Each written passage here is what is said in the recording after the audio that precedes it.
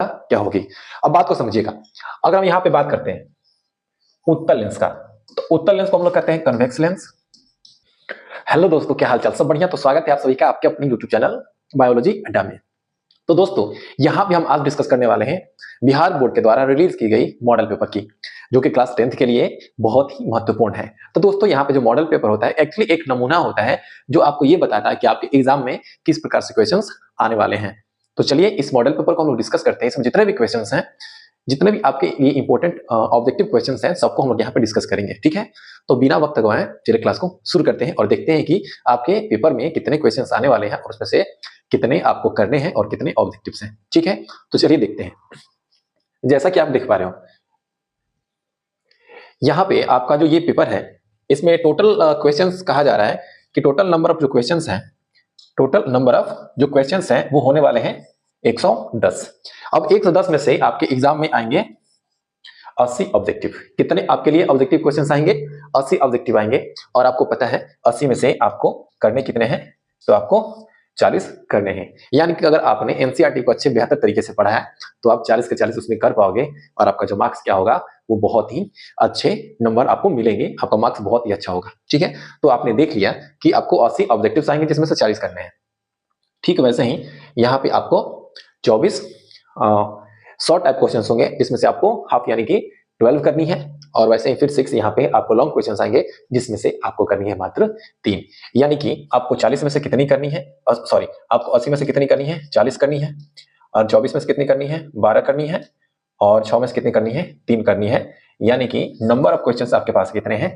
तो number of जो question है आपको करने के लिए वो करने हैं आपको 55, ठीक है? और इसके लिए आपको समय दी जाएगी कितने? तो 2 घंटे 45 मिनट का समय दिया जाएगा। अगर आपका स्पीड स्लो है तो आप अपनी स्पीड को अभी बहुत सारे क्वेश्चंस प्रैक्टिस करके आप उसको बूस्ट कर सकते हो स्पीड को, ठीक है? कि आप 2 घंटे 45 मिनट में क्वेश्चंस कैसे सॉल्व कर पाओगे।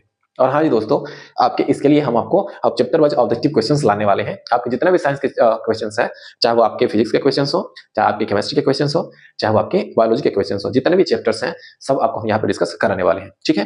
तो यहाँ पे चलिए हम लोग आगे देखते हैं कि कौन कौन से इस मॉडल पेपर में क्वेश्चंस दिए गए हैं, ठीक है? चलिए, वक्त ज्यादा नहीं लेंगे आपका, हम प्रयास करेंगे इस वीडियो कोई लंबा ना हो और समय कम ही लगे। अब देखिए क्वेश्चंस जो है आपके पास कि देखिए क्वेश्चंस जैसे हमने आपको बताया था ना, आपको करने कितने हैं? तो आपको करने कितने हैं? 40 करने। कितने करने हैं? 40 करने हैं। तो यहाँ पे ये क्वेश्चन दिया गया है, ठीक है? ओके, अब आप देखना, अब जो पहला क्वेश्चन है आपके सामने, और एक बात याद रखेंगे, ये क्वेश्चन हिंदी और इंग्लिश में है। तो हिंदी और इंग्लिश में है तो ये बेनिफिट है कि वैसे विद्यार्थी जो हिंदी मीडियम वाले हैं उनको भी बात समझ में आएगी और वैसे विद्यार्थी जो इंग्लिश मीडियम वाले हैं उनको भी बात समझ में आएगी, किसी को कोई दिक्कत नहीं होगा, ठीक है? तो चलिए हम यहाँ पे देखते हैं। अब यहाँ पे जो पहला प्रश्न है कि किसी प्रकाश स्रोत के सामने एक रुकावट रख देने पर क्या बनता है? यानी कि कोई लाइट सोर्स है, उसके सामने आपने कोई रुकावट रख दिया तो क्या बनेगा, ठीक है? अब क्वेश्चन देखते हैं इंग्लिश में कि what is formed when an obstacle is placed in front of a light source. यानी कोई लाइट का सोर्स है, उसके सामने आप क्या कर दिए? तो कोई ऑब्स्टेकल लगा दिए, कोई रुकावट लगा दिए तो क्या बनेगा? तो एक बात याद रखिएगा, जब आप ऑब्जेक्ट सामने रख देंगे तो सबसे पहले यहाँ पे शैडो बनेगा। क्या बनेगा? तो शैडो बनेगा, ठीक है? शैडो को हम लोग कहते हैं छाया। लेकिन यहाँ पे एक और बात है जो कि है उप छाया। ये उप छाया कहां बनता है? तो चलिए हम आपको बताते हैं, बात को समझिएगा, ठीक है? ओके, अब आप देखिए, जैसे कि मान लेते हैं, ओके, ये मान लेते हैं कि ये सन है। क्या है? ये सन है, ओके, ये हो गया सन। अब देखते हैं कि इसके बीच में ये मान लेते हैं ये पृथ्वी हो गई और ये चांद हो गया। अब आप देखिएगा, ये चांद और पृथ्वी, सॉरी, ये सन हो गया और ये मून हो गया। यानी कि चांद और सन के बीच में क्या है? ये अर्थ है। तो आप देखिएगा यहां से जो लाइट सोर्स जाएगी, यहां से जो लाइट सोर्स जाएगी, ठीक है, यहां से जो लाइट सोर्स जाएगी तो उसके सामने क्या है? तो उसके सामने तो पृथ्वी है। तो उसके सामने जो पृथ्वी है तो जाहिर सी बात है वहां पर क्या होगा? थोड़े से शैडो बनेंगे। यानी कि देखिएगा अब यहाँ पे क्या होगा कि ऐसे लाइट मिलेगी, ऐसे लाइट मिलेगी, यानी कि पृथ्वी के बाद यहाँ पे कुछ छाया मिलेगी और इसी छाया को हम लोग कहते हैं पेनुम्ब्रा। क्या कहते हैं? पेनुम्ब्रा। और ये कब आपको देखने को मिलता है? तो चंद्र ग्रहण और सूर्य ग्रहण में ही आपको पेनुम्ब्रा देखने को मिलता है। यानी कि पृथ्वी के बाद जो छाया होगी, आप डायग्राम में जब देखोगे कि चंद्र ग्रहण का, सूर्य ग्रहण का, तो यहाँ पे देखेंगे आपको डार्क एरिया दिखेगा और उसी डार्क एरिया को हम लोग कहते हैं पेनुम्ब्रा, ठीक है। अब देखिए क्वेश्चन जो कह रहा था कि सामने ऑब्स्टेकल, तो मान लेते हैं सनलाइट सोर्स है तो इसके सामने अर्थ एक ऑब्स्टेकल ही है जो कि लाइट को मून के पास नहीं जाने दे रहा है, तो ये भी ऑब्स्टेकल है। तो याद रखेंगे शैडो भी बनेगा और पेनुम्ब्रा भी बनेगा, यानी कि यहाँ पर जो सही जवाब हो जाएगा वो हो जाएगा ए और बी। ठीक है, चलिए आगे बढ़ते हैं और अगला प्रश्न देखते हैं कि अगला प्रश्न है क्या। अगला प्रश्न है जो कि बहुत ही महत्वपूर्ण है कि समतल दर्पण की फोकस दूरी कितनी होती है। समतल दर्पण की फोकस दूरी कितनी होती है, the focal length of an plane mirror is. तो याद रखेंगे दोस्तों, तो जो समतल होता है जिसको प्लेन मिरर कहते हैं, तो प्लेन मिरर का जो फोकस होता है वो होता है इन्फिनिटी। कितना होता है, तो प्लेन मिरर का फोकस होता है इन्फिनिटी, यानी कि ऑप्शन नंबर डी इसका करेक्ट जवाब होगा। ठीक है, चलिए आगे बढ़ते हैं और आगे हम देखते हैं अगला प्रश्न आपके सामने है, वो है, ठीक है। अब देखिए अगला प्रश्न कह रहा है कि 1 मीटर फोकस दूरी वाले उत्तल लेंस की क्षमता क्या होगी। 1 मीटर फोकस दूरी वाले उत्तल लेंस की क्षमता क्या होगी। अब बात को समझिएगा, अगर हम यहां पे बात करते हैं उत्तल लेंस का, तो उत्तल लेंस को हम लोग कहते हैं कन्वेक्स लेंस। क्या कहते हैं, कन्वेक्स लेंस कहते हैं। और जो कन्वेक्स लेंस होता है ना, इसका जो फोकस होता है, याद रखिएगा, इसका जो फोकल लेंथ होता है, फोकल लेंथ यानी कि फोकस दूरी, इसका जो फोकस दूरी होता है वो होता है पॉजिटिव होता है। याद रखिएगा क्या होता है, पॉजिटिव होता है। ठीक है, तो 1 मीटर फोकस दूरी वाले उत्तल लेंस की क्षमता क्या बतानी है आपको, पावर बतानी है, क्षमता बतानी है। तो याद रखिएगा जो पावर है, पावर का जो फॉर्मूला होता है 1/f, यानी कि फोकल लेंथ, फोकल लेंथ, ठीक ना, यानी कि क्षमता बराबर 1/, फोकस दूरी, फोकस दूरी। ठीक है, क्या होता है 1/, फोकस दूरी। तो थोड़ा सा अब देखिए,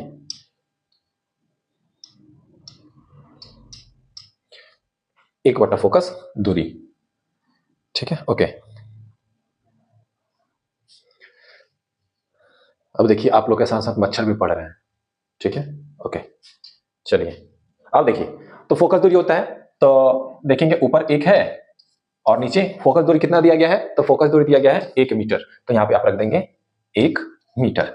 अब देखिएगा 1/1, 1/1, यानी कि ये 1 से 1 कैंसिल हो जाएगा, यानी कि अब क्या हो जाएगा, आपको ये मिलेगा 1। और आपको पता है कि जो पावर होता है उसको हम लोग किस में मेजर करते हैं, तो पावर को आप मेजर करते हैं डायोप्टर में। किसमें, डायोप्टर में। ठीक है, तो यहां पे देखिएगा, तो जो फोकस दूरी 1/f फोकस दूरी था, तो 1 मीटर फोकस दूरी वाले लेंस की क्षमता कितनी हो जाएगी, तो 1 डायोप्टर हो जाएगी। ठीक है, और ये किसमें होगी, प्लस में, तो देखिएगा ऑप्शन हो जाएगा इसका ए हो जाएगा। ठीक है, चलिए आगे बढ़ते हैं।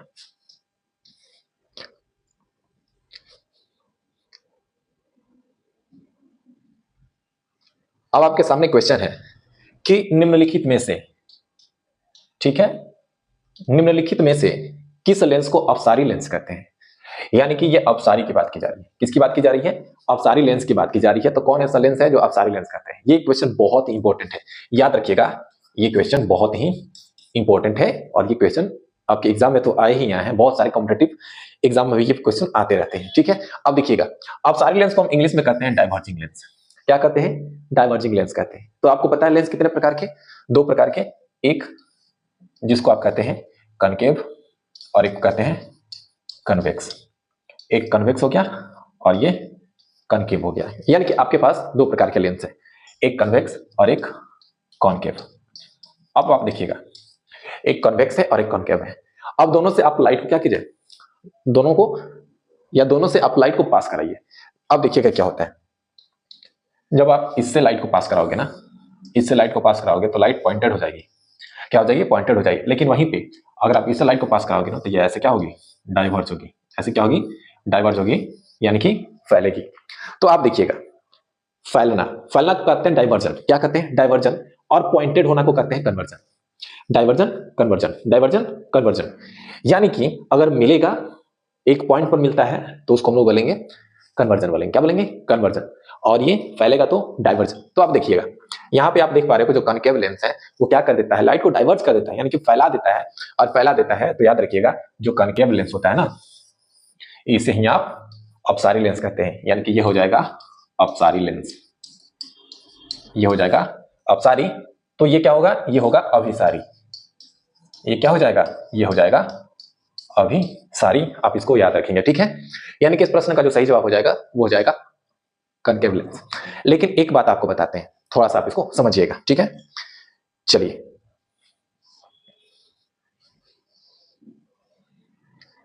थोड़ा सा एक बात समझते हैं। हमने आपको एक बात बताई कि जो अवतल लेंस है, क्या है, जो अवतल लेंस है, इसको हमने क्या बताया, तो अवतल लेंस को हमने बताया कि ये क्या है, तो ये अपसारी होता है। क्या बताया दोस्तों, कि ये अपसारी होता है। और उत्तल को हमने बताया कि ये अभिसारी होता है, यानी कि उत्तल लेंस जो होता है अभिसारी होता है, ठीक है।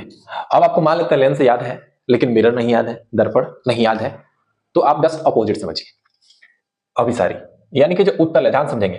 अगर हम बात करेंगे यहाँ पे जो उत्तल अभिसारी है, तो अगर दर्पण की बात करें, किसकी बात करते हैं, दर्पण की बात करते हैं। किसकी बात करेंगे, दर्पण की बात करते हैं, मिरर की बात करते हैं। तो जो अवतल दर्पण है, अवतल दर्पण होगा और एक उत्तल दर्पण होगा। तो समझिएगा, जो अवतल दर्पण होगा ना, तो अवतल दर्पण को हम बोलेंगे अभिसारी दर्पण। अवतल दर्पण को अभिसारी और उत्तल दर्पण को अपसारी। देखिए लेंस के केस में अवतल लेंस अपसारी, उत्तल लेंस अभिसारी, लेकिन दर्पण के केस में अवतल लेंस, अवतल दर्पण अभिसारी और उत्तल दर्पण अपसारी। ये आपको याद रखने की, जस्ट अपोजिट होते हैं, आपको ध्यान रखनी है, दोनों याद रहेंगे तो आप एग्जाम में गलत नहीं करोगे, ठीक है। चलिए अब देखिएगा, अब आपके सामने एक प्रश्न है, हमने देख लिया है, ठीक है। तो जो क्वेश्चन नंबर 5 है, ये कह क्या रहा है समझिए। क्वेश्चन के प्रकाश के चाल विभिन्न माध्यमों में होता है, यानी कि प्रकाश के चाल माध्यम में, क्या माध्यम बदलने से उसका स्पीड भी बदलता है, बिल्कुल बदलता है। यानी कि प्रकाश की जो चाल होती है ये रिफ्रैक्टिव इंडेक्स पर डिपेंड करता है।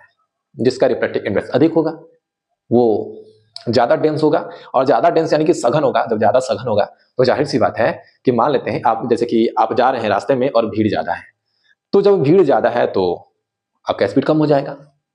लेकिन आप जा रहे रास्ते में भीड़ कम है तो आप स्पीड में निकल जाओगे। यानी कि जहां पर डेंस होगा तो स्पीड कम होगी, डेंस यानी कि जहां पर रेयर होगा स्पीड अधिक होगा। यानी कि ये मीडियम के ऊपर डिपेंड करता है। किसके ऊपर डिपेंड करता है, मीडियम के ऊपर। तो लाइट की स्पीड अलग अलग हो सकती है, अलग अलग माध्यम में अलग अलग हो सकती है, यानी कि ये भिन्न भिन्न हो सकता है, समान तो होता नहीं है। तो ऑप्शन नंबर भिन्न भिन्न हो जाएगा, ठीक है, यानी कि ऑप्शन नंबर ए। चलिए अब हम बात करते हैं नेक्स्ट क्वेश्चन की, क्वेश्चन नंबर 6। और क्वेश्चन नंबर 6 क्या है, किसी लेंस द्वारा उत्पन्न आवर्धन का एसआई मात्रक, उत्पन्न आवर्धन का एसआई मात्रक पूछा जा रहा है।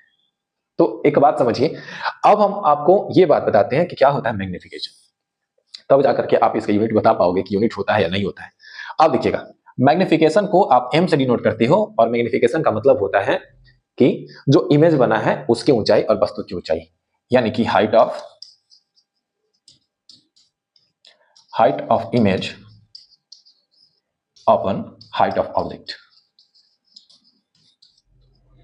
हाइट ऑफ ऑब्जेक्ट, यानी कि जो इमेज बनी है उसकी ऊंचाई और ये ऑब्जेक्ट की ऊंचाई, दोनों का जो रेशियो होता है उसे आप कहते हैं मैग्निफिकेशन। क्या कहते हैं, मैग्निफिकेशन, ठीक है।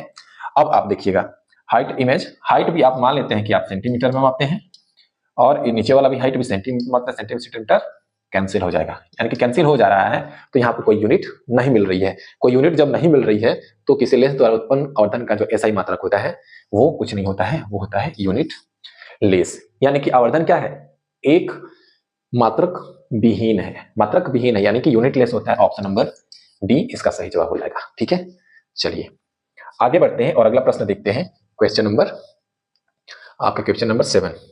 अब क्वेश्चन नंबर 7 क्या कह रहा है कि निम्नलिखित में किसका अपवर्तनांक सबसे अधिक होता है, निम्नलिखित में से किसका अपवर्तनांक सबसे अधिक होता है। तो याद रखिएगा, कांच है, बर्फ है, हीरा है और वायु है, तो वायु का तो अपवर्तनांक 1 होता है, ठीक है, ओके। तो यानी यहाँ पे अगर हम बात करते हैं कि रिफ्रैक्टिव इंडेक्स किसका अधिक होता है, तो आप ये ध्यान रखेंगे कि कांच, बर्फ, वायु और हीरा में, कांच, बर्फ, वायु और हीरा में जो अपवर्तनांक सबसे अधिक होता है वो होता है डायमंड का, यानी कि हीरे का। तो इस प्रश्न का जो जवाब हो जाएगा डायमंड हो जाएगा, ठीक है। आप याद रखेंगे डायमंड का अपवर्तनांक कांच, बर्फ और हवा से अधिक होता है। ठीक है, चलिए अब अगले प्रश्न की बात करते हैं। अब अगला जो प्रश्न है आपके सामने, क्वेश्चन नंबर 8, अभिसारी लेंस। अब देखिए, अभिसारी लेंस, एक आपने अपसारी पढ़ा था और अभिसारी, यानी अपसारी अपसारी क्या होता है, तो अपसारी होता है अवतल लेंस और अभिसारी होता है उत्तल लेंस, यानी कि अभिसारी लेंस बनाता है। अब एक बात याद रखिए, जब ये नाम आपको नहीं पता रहेगा तो ये क्वेश्चन कर पाओगे क्या, नहीं कर पाओगे ना, इसलिए दोनों नाम आपको याद रखने हैं। तो अभिसारी लेंस यानी कि बात कही जा रही है उत्तल लेंस की। अब देखिएगा, अगर हम उत्तल लेंस की बात करें तो उत्तल लेंस से जो इमेज बनता है, उत्तल लेंस से जो इमेज बनता है वो क्या होता है, तो बात को समझिए। उत्तल लेंस से जो इमेज बनता है ये आभासी भी बनता है और रियल भी बनता है, आभासी भी बनता है और रियल भी बनता है, यानी कि ऑप्शन नंबर इसका सी हो जाएगा। यानी कि उत्तल लेंस यानी कि जो अभिसारी लेंस है उसके द्वारा जो इमेज बनता है वो कभी रियल भी होता है और कभी वो आपका वर्चुअल होता है, यानी कि आभासी भी होता है। ये डिपेंड करता है कि जो ऑब्जेक्ट कहाँ रखी गई है। जब आप क्या करोगे, फोकस और जो उसका प्रिंसिपल एक्सिस है उसमें रख दोगे, उसके बीच में रखोगे तो क्या होता है, तो इमेज जो होता है बाहर बन जाता है। जब बाहर बन जाएगा यानी कि क्या हो जाएगा वो, तो वो हो जाएगा वर्चुअल हो जाएगा, यानी कि आभासी हो जाएगी। तो रियल और आभासी दोनों बनते हैं किस किस में, तो उत्तल लेंस के केस में। चलिए जी, अब अगला जो प्रश्न है कि आकाश का नीला रंग होना किस परिघटना का परिणाम है। तो आप तो जानते ही हैं कि आकाश का रंग जो नीला होता है इसके लिए कौन सा फेनोमेना रिस्पॉन्सिबल होता है। तो देखिएगा, आकाश का नीला होना किस परिघटना का परिणाम है, तो याद रखेंगे आकाश का जो नीला होना होता है वो आपके स्कैटरिंग ऑफ लाइट यानी कि प्रकाश के प्रकीर्णन के कारण होती है। ठीक है, चलिए आगे बढ़ते हैं। इसका जो सही जवाब हो जाएगा वो हो जाएगा बी। ओके, अगला प्रश्न आपके सामने है कि प्रकाश का प्राथमिक वर्ण, प्रकाश का प्राथमिक वर्ण, वर्ण देखिएगा, वर्ण का मतलब होता है रंग। ठीक है, वर्ण का मतलब रंग, यानी कि आपसे क्या पूछा जा रहा है, आपसे पूछी जा रही है प्राइमरी कलर की बात की जा रही है। किसकी, प्राइमरी कलर, प्राइमरी कलर की बात की जा रही है। प्राथमिक रंग कौन होता है, तो याद रखिएगा कि जो प्राथमिक रंग होता है ना वो होता है आर बी जी, प्राइमरी कलर होते हैं आर बी जी, और इसको मिलकर के अलग अलग कलर बनते हैं। ओके, अब आप देखिएगा आर बी जी, आर का मतलब होता है रेड, बी का मतलब होता है ब्लू और जी का मतलब ग्रीन, यानी कि रेड ग्रीन ब्लू, या ये तीनों के तीनों जो कलर हैं ये आपके प्राइमरी कलर होते हैं, यानी कि ऑप्शन से हो जाएगा इसका डी। ठीक है, यानी कि इनमें से सभी हो जाएगा। चलिए अगले प्रश्न को देखते हैं और देखते हैं कि अगला प्रश्न क्या है। अगला प्रश्न है कि बृहद संख्या में प्रकाश सुग्राही कोशिकाएं होती हैं, यानी कि यहाँ पे लाइट रिसेप्टर और सेंसिटिव सेल्स। अब देखिएगा लाइट सेंसिटिव सेल्स कहाँ पाई जाती हैं, तो लाइट सेंसिटिव जो सेल्स होती हैं वो पाई जाती है कहाँ, तो देखिएगा हमारा जो आंख है, ठीक है, हमारा जो आंख है, आंख में एक होता है रेटिना, क्या होता है, रेटिना होता है, आंख में होता है रेटिना। और आपको पता है कि ये जो रेटिना होता है ना इसमें आपको दो प्रकार के सेल्स देखने को मिलते हैं। कितने प्रकार के, दो प्रकार के सेल्स देखने को मिलते हैं, एक जिसको कहते हैं रॉड सेल्स और एक को कहते हैं कोन सेल्स। ठीक है, एक को कहते हैं कोन सेल्स। अब एक बात याद रखिएगा, जो रॉड सेल्स होते हैं ना उसमें क्या पाया जाता है, तो उसमें केमिकल पाया जाता है जिसको हम कहते हैं रोडोप्सिन,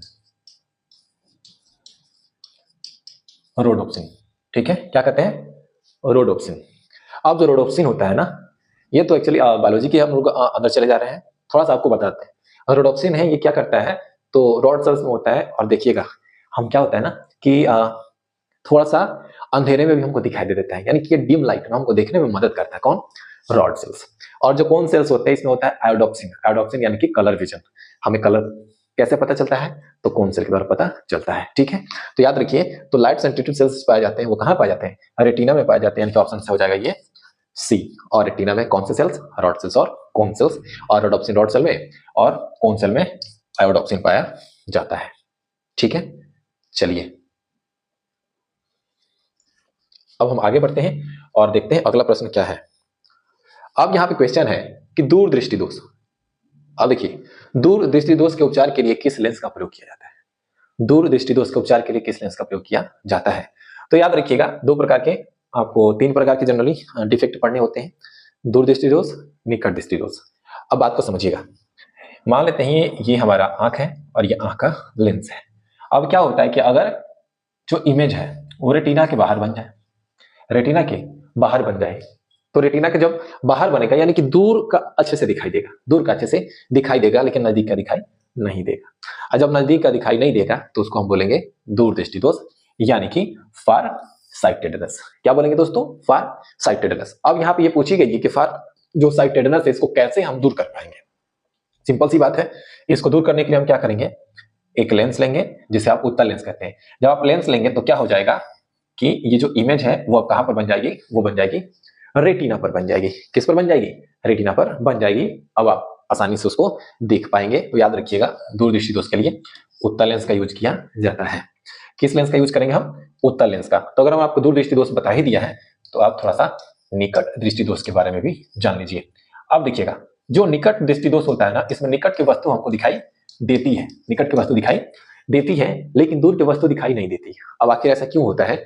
अब ऐसा इसलिए होता है, जैसे मान लेते हैं ये आपका आंख हो गया, ये लेंस हो गया, और इसमें जो इमेज होती है वो रेटिना के पहले ही बन जाती है, रेटिना के पहले ही बन जाती है। जब रेटिना के पहले ही बन जाती है यानी कि नजदीक ही बन जाती है, तो आपको नजदीक का ही तो दिखाई देगा, दूर वाला दिखाई नहीं देगा। और जब दूर वाला दिखाई नहीं देगा तो उसको देखने के लिए हमें लेंस लगानी पड़ेगी। तो यही पूछी जाएगी कि आपसे कि निकट दृष्टि दोष के निवारण के लिए आप कौन से लेंस का यूज करेंगे। तो उसके लिए आप यूज करेंगे लेंस जिसका नाम है अवतल लेंस। यानी कि निकट दृष्टि दोष के निवारण के लिए हम किस लेंस का यूज करते हैं? तो हम यूज करते हैं अवतल लेंस। कौन सा? तो अवतल लेंस का यूज करते हैं। ओके, चलिए, आई होप आपको बातें समझ में आ गई होंगी। अब देखिए, अवतल लेंस लगाएंगे तो ये जो है इमेज है वो कहां पर बन जाएगा? रेटिना पर बन जाएगा, और आप इसे आसानी से देख पाएंगे। चलिए अगले प्रश्न की ओर चलते हैं, बढ़ें। और अगला प्रश्न है क्वेश्चन नंबर 13 कि मानव नेत्र के दृष्टि अस्थायित्व क्या होता है? देखिएगा, दृष्टि अस्थायित्व जिसको हम लोग कहते हैं the persistence of vision, persistence of vision, दृष्टि अस्थायित्व। तो अब देखिएगा, मान लेते हैं आप किसी, जैसे कि हाथी आप देख रहे हैं और हाथ आप देख करके हटा लिए, तो यहां पर आप जो है ना, आपके आंख के ऊपर इसका जो इमेज है वो 1/16 सेकंड तक बना रहता है। ठीक है, तो इसका जवाब हो जाएगा 1/16 सेकंड, 1/16 सेकंड इसका जवाब होगा। ठीक है, चलिए अब अगले प्रश्न की ओर बढ़ते हैं। और अगला प्रश्न आपके सामने है क्वेश्चन नंबर 14, निम्नलिखित में से कौन सा मात्रक वाट के बराबर होता है? कौन सा मात्रक वाट के बराबर होता है? तो याद रखिएगा, वाट यानी कि पावर। क्या होता है जी? पावर होता है। ठीक है, और वाट को हम लोग रिप्रेजेंट करते हैं जूल प्रति सेकंड, यानी कि जूल प्रति सेकंड को ही हम क्या कहते हैं? जूल प्रति सेकंड को ही हम वाट कहते हैं। तो इसका जवाब हो जाएगा ऑप्शन से बी, यानी कि वाट किसके बराबर होता है? तो जूल प्रति सेकंड के बराबर होता है। ठीक है, आई होप आप समझ गए होंगे। तो चलिए हम लोग आगे देखते हैं। और अगला प्रश्न आपके सामने आने वाला है, वो प्रश्न है क्वेश्चन नंबर 15, 1 किलोवाट घंटा कितने के बराबर होता है? अब पूछा जा रहा है 1 किलोवाट घंटा कितने का बराबर होता है। एक बात को समझिए, ठीक है। अब होता क्या है कि आपने बिजली का लिया हुआ है, आप उसके कंज्यूमर है, बिजली वाला आता है आपको बिल देता है और कहता है कि आपने कितना, तो आपने आज 100 वाट बिजली यूज कर लिया है। 100 वाट नहीं कहेगा, एक्चुअली बोलेगा 100 यूनिट, या आपने अब तक कितने 100 यूनिट बिजली यूज कर लिया है। अब ये यूनिट का मतलब क्या होता है, यही पूछी जा रही है। एक बात आप समझिएगा, 1000 वाट, 1000 वाट। अब जो 1000 वाट होता है ना, इसको आप कहते हैं एक यूनिट। क्या कहते हैं? एक यूनिट कहते हैं। तो याद रखिए 1000 वाट को हम 1 किलोवाट आवर कह सकते हैं, 1 वाट घंटा कह सकते हैं, यानी कि 1 घंटे में कितना, तो 1000 वाट यूज किया गया है। तो इसको बोलेंगे एक यूनिट बोलेंगे। क्या बोलेंगे दोस्तों? एक यूनिट बोलेंगे। ठीक है, तो आई होप आप समझ गए। तो चलिए हम आगे बढ़ते हैं। अगला क्वेश्चन है कि विद्युत शक्ति का मात्रक। इसके पहले आपसे क्या पूछी गई थी? इससे पहले आपसे पूछी गई थी, देखिए 3 क्वेश्चन हो गए। जूल प्रति सेकंड को क्या कहते हैं? वाट कहते हैं। 1 किलोवाट घंटा को क्या कहते हैं?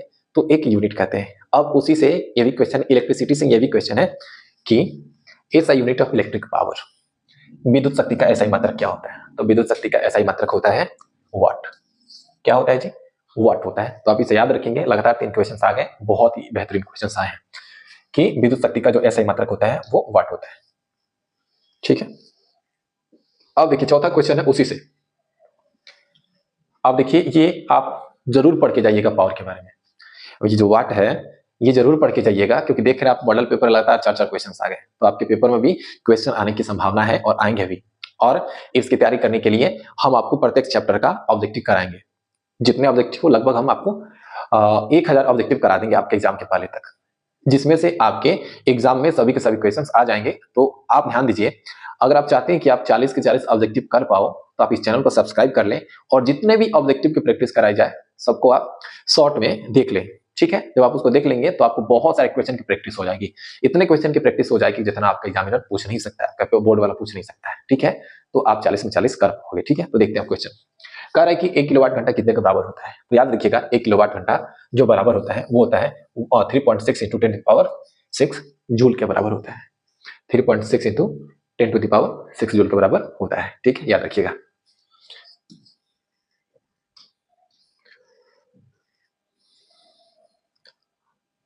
अब थोड़ा सा हम अगले प्रश्न की ओर बढ़ते हैं। दाएं हाथ के अंगूठे के नियम को किसने प्रतिपादित किया था?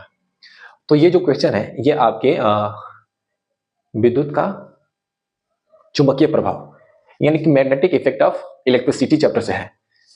दाएं हाथ के अंगूठे का नियम, तो दाएं हाथ के अंगूठे का नियम किसने प्रतिपादित किया था? तो इसको देने वाले थे मैक्सवेल साहब, और मैक्सवेल के स्क्रू नियम भी कहते हैं इसको। यानी कि देखिएगा ऐसे थंब रूल होता है। ठीक है, ऐसे जो थंब रूल है इसको देने वाला साइंटिस्ट कौन है? तो मैक्सवेल है। और फ्लेमिंग ने क्या दिया था? तो ये राइट हैंड रूल और लेफ्ट हैंड रूल, बाम हस्त और दक्षिण हस्त। ठीक है, याद रखिएगा। तो दाएं हाथ के अंगूठे का नियम किसने दिया है? तो मैक्सवेल ने दिया है, जो कि बिल्कुल सही जवाब है। अब आगे बढ़ते हैं। विद्युत फ्यूज विद्युत धारा के किस सिद्धांत पर कार्य करता है? तो याद रखिएगा ये क्वेश्चन है heating effect of electric current, यानी कि इलेक्ट्रिक करंट का उष्मीय प्रभाव। तो देखिएगा विद्युत फ्यूज, विद्युत फ्यूज क्या होता है आप समझिएगा। विद्युत फ्यूज होता है क्या है? तो विद्युत फ्यूज आपके जो बिजली का परिपथ होता है ना उसमें लगाया जाता है। अब क्या होता है कि जो अगर मान लेते हैं अचानक बिजली ज्यादा हो गया, पावर ज्यादा हो गया, तो क्या होगा? वो फ्यूज गल जाता है, हीट होगा और फ्यूज गल जाता है, और आपके जितना भी अप्लायंस हैं, चाहे वो फैन हो, लाइट हो, टीवी हो, ये सभी के सभी बच जाते हैं। तो विद्युत फ्यूज किस पर या किस सिद्धांत पर वर्क करता है? तो विद्युत फ्यूज जो वर्क करता है वो विद्युत धारा के उष्मीय प्रभाव पर वर्क करता है। किस पर वर्क करता है? तो विद्युत धारा के थर्मल इफेक्ट पर वर्क करता है। आई होप आपको बातें समझ में आ गई होंगी। अब धीरे धीरे हम लोग आगे बढ़ते हैं और अगला प्रश्न आपके सामने है 1 मिली एम्पियर बराबर होता है। 1 मिली एम्पियर बराबर होता है। ठीक है, तो 1 मिली एम्पियर बराबर होता है, इसका मतलब होता है 10 का पावर -3 एम्पियर। 10 का पावर -3 एम्पियर यानी कि ऑप्शन से हो जाएगा सी। वैसे ही अगर आपसे पूछा जाए कि 1 माइक्रो एम्पियर बराबर कितना होता है, तो 1 माइक्रो एम्पियर बराबर होता है 10 का पावर -6 एम्पियर। याद रखेंगे मिली एम्पियर, आपको माइक्रो एम्पियर भी पूछी जा सकती है। ना सॉरी माइक्रो ना, माइक्रो 6 है। ठीक है, माइक्रो सही है। ओके, अब आगे बढ़ते हैं।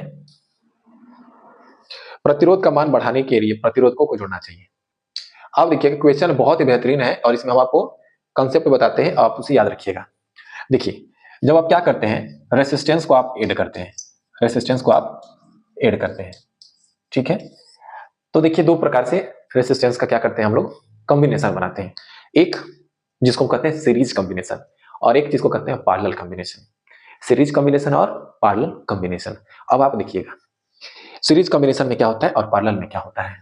तो सीरीज कॉम्बिनेशन में यही होता है कि लगातार रेसिस्टेंस आप जोड़ते जाते हैं और रेसिस्टेंस बढ़ जाता है। लेकिन वहीं अगर पैरेलल की बात करते हैं तो देखिएगा जो सीरीज होता है इसमें रेसिस्टेंस अधिक होता है, रेसिस्टेंस बढ़ता है, लेकिन वही बात करते हैं पैरेलल का, तो पैरेलल में क्या होता है, रेसिस्टेंस घटता है। सीरीज में रेसिस्टेंस बढ़ता है, पैरेलल रेसिस्टेंस उसका जो मूल है उससे घटता है। तो क्वेश्चन देखते हैं प्रतिरोध का मान बढ़ाने के लिए प्रतिरोधकों को जोड़ा जाना चाहिए। तो आप ही बताओ किसमें जोड़ेंगे? तो आप हम जोड़ेंगे उसे श्रेणी क्रम में। किसमें जोड़ देंगे? श्रेणी क्रम में जोड़ेंगे, यानी कि सीरीज फैशन यानी कि सीरीज पैटर्न में जोड़ देंगे। आई होप आपको बातें समझ में आ गई होंगी। याद रखिएगा ये क्वेश्चन बीपीएससी में पूछी जा चुकी है, यही पूछी जा चुकी है कि आपको लिस्ट रेसिस्टेंस निकालना है।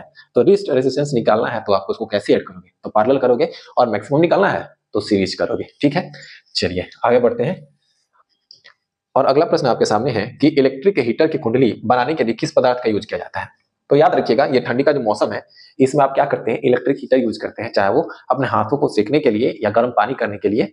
ठीक है, तो आप उसको यूज करते हैं। तो उसका जो कॉइल होता है वो किसका बना होता है? तो इसका जो कॉइल बना होता है वो बना होता है नाइक्रोम का। याद रखिएगा, इलेक्ट्रिक हीटर की जो कुंडली होती है, कॉइल होती है, वो बनी होती है नाइक्रोम का। ठीक ना। चलिए, आई होप ये आप समझ गए होंगे, और आपके घर भी हीटर होगा तो आप देख लीजिएगा। अब क्वेश्चन नंबर 23 है कि निम्नलिखित में से कौन ग्लोबल वार्मिंग के लिए कौन रिस्पॉन्सिबल है। तो याद रखिएगा, ग्लोबल वार्मिंग के लिए रिस्पॉन्सिबल जो गैस है वह है CO2, कार्बन डाइऑक्साइड। और आपको बता दें कि एटमॉस्फेयर में इसका जो वैल्यू है 0.03% है। यह भी एग्जाम में पूछी गई थी कि एटमॉस्फेयर में कार्बन डाइऑक्साइड की वैल्यू कितनी है, तो 0.03% इसकी वैल्यू है, जो कि आप यहाँ पर देख रहे हो, जो हमने आपको बता दिया, आप उसे याद रखेंगे। तो याद रखिए कि यहाँ पे जो ग्लोबल वार्मिंग के लिए उत्तरदायी गैस होती है वो होती है कार्बन डाइऑक्साइड। ठीक है, चलिए आगे बढ़ते हैं। इनमें से कौन जीवाश्म ईंधन है? Fossil fuel. अब देखिएगा, जीवाश्म ईंधन जो कि प्लांट और एनिमल से जो उसके डेड रिमेन्स है, सड़ गले उसके बॉडी से जो बने हैं उसको जीवाश्म ईंधन बोलेंगे। ठीक ना। एनिमल और प्लांट से मिले हो, देख लेते हैं। पेट्रोलियम एनिमल से मिलता है, कोयला प्लांट से मिलता है, नेचुरल गैस और उपयुक्त सभी। तो इनमें से कौन जीवाश्म ईंधन है? तो याद रखिएगा, इसका जो सही जवाब हो जाएगा वो हो जाएगा उपयुक्त सही। यानी कि पेट्रोलियम, कोयला और नेचुरल गैस ये सभी के सभी क्या है? जीवाश्म ईंधन है। क्या है? जीवाश्म ईंधन है। और हाँ जी दोस्तों, हम आपका चैप्टर बिल्कुल ही आसान से लैंग्वेज में बताने वाले हैं, सोर्स ऑफ एनर्जी को। यानी ये जो मॉडल पेपर है ये तो आप देखेंगे ही देखेंगे। जस्ट हम आपको सोर्स ऑफ एनर्जी का वन शॉट सीरीज लाएंगे, यानी कि वन शॉट वीडियो में हम लोग क्या करेंगे, तो सोर्स ऑफ एनर्जी को पूरा कंप्लीट कर लेंगे, और उसमें जितने भी क्वेश्चंस बनेंगे हम आपको उस चैप्टर से रिलेटेड जितना भी क्वेश्चन है सभी के सभी आपको एमसीक्यू कराएंगे, ताकि उस चैप्टर से एक भी प्रश्न आए तो आप ना छूटे आपसे। ठीक है, तो चलिए, तो इसका जवाब हो जाएगा उपयुक्त सभी। अब आप थोड़ा सा एक बात समझिए।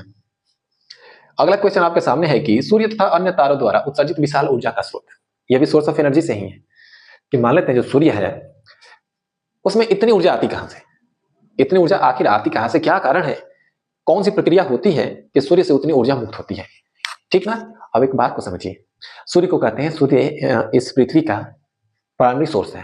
प्राथमिक सोर्स है किसका? एनर्जी का। उसी की एनर्जी को लेकर के अलग अलग एनर्जी बनाई गई है। ठीक है, तो देखिएगा, सूर्य एक्चुअली सूर्य बना किसका होता है, तो सूर्य बना होता है हाइड्रोजन और हीलियम का। सूर्य किसका बना है, तो ये बना है हाइड्रोजन और हीलियम का। अब आखिर होता क्या है तो समझिए, यहां मान लेते हैं ये हाइड्रोजन है, अब मिल करके बन गया हीलियम। क्या बन गया? मिल करके बन गया हीलियम। तो यहां पे देख रहे हैं कि हाइड्रोजन हाइड्रोजन मिल करके हीलियम बना रहा है, यानी कि यहां पे तो ये फ्यूज हो रहे हैं। क्या हो रहे हैं? फ्यूज हो रहे हैं। फ्यूज होने का मतलब दो मिलकर के एक बन रहे हैं, दो मिलकर के एक बन रहे हैं, तो इसको बोलते हैं न्यूक्लियर फ्यूजन। क्या बोलते हैं? Nuclear fusion. यानी कि जब दो छोटे छोटे नाभिक मिलकर के एक बड़े नाभिक को बनाएंगे, जब दो छोटे छोटे नाभिक मिलकर के एक बड़े नाभिक को बनाएंगे, उसको आप क्या कहेंगे? उसे आप कहेंगे न्यूक्लियर फ्यूजन बोलेंगे, नाभिकीय संलयन बोलेंगे। और जब बड़ा टूटेगा तो उसको नाभिकीय विखंडन बोलेंगे। ठीक है, तो देखिएगा, तो सूर्य में विशाल ऊर्जा का स्रोत क्या है? वह है नाभिकीय संलयन। ऑप्शन से हो जाएगा बी। ठीक है, चलिए अब हम आगे बढ़ते हैं और देखते हैं अगला प्रश्न आखिर है क्या। तो क्वेश्चन नंबर 26, टिहरी बांध निर्माण का उद्देश्य क्या था? यानी कि जो टिहरी बांध बनाई गई थी उसका उद्देश्य क्या था? तो देखिएगा, बांध बनाने के उद्देश्य बहुत सारे हो सकते हैं। जैसे कि बांध, एक डैम हम लोग बांध बनाते हैं बिजली उत्पादन के लिए, और बांध बनाते हैं सिंचाई करने के लिए, नहर और बना देते हैं। तो आप याद रखिएगा, बांध से हमें क्या क्या फायदा, क्या क्या उद्देश्य क्या था। तो पहला तो भूमि की सिंचाई करना था, दूसरी जल की कमी को पूरा करना था, और तीसरा बिजली उत्पादन करना था। यानी कि बांध बना करके पानी को रोकेंगे, उसके अंदर होगा स्थितिज ऊर्जा। रुके पानी के अंदर स्थितिज ऊर्जा। अब स्थितिज ऊर्जा है, उस स्थितिज ऊर्जा को हम यूज कर देंगे टरबाइन को चलाने में। जब आप टरबाइन को चलाएंगे, टरबाइन का फैन नाचेगा, जब टरबाइन का पंखा नाचेगा तो उसका जो जनरेटर है वो चलेगा, जनरेटर चलेगा तो आपको मिलेगी बिजली। ठीक है, ओके। तो टिहरी बांध क्यों बनाया गया था? सिंचाई के लिए, जलापूर्ति के लिए और विद्युत उत्पन्न करने के लिए। यानी कि ऑप्शन हो जाएगा डी, इनमें से सभी। ठीक है, इनमें से सभी होगा करेक्ट। अब चलिए आगे बढ़ते हैं। अब अगला है, खिलौने में किस सेल का यूज करते हैं? खिलौनों में किस सेल का यूज करते हैं? आप जो पेंसिल बैटरी लेके आते हो ना, एक्चुअली कौन सा सेल है? वो ड्राई सेल है। उसके अंदर केमिकल होती है, वो केमिकल खर्च होती है, दिन पर दिन खर्च होती है, और एक दिन ऐसा आता है केमिकल पूरी खर्च हो जाती है तो बैटरी को काम करना बंद कर देता है। तो जो आप खिलौने में आप बैटरी लगाते हो वो है ड्राई सेल। क्या है?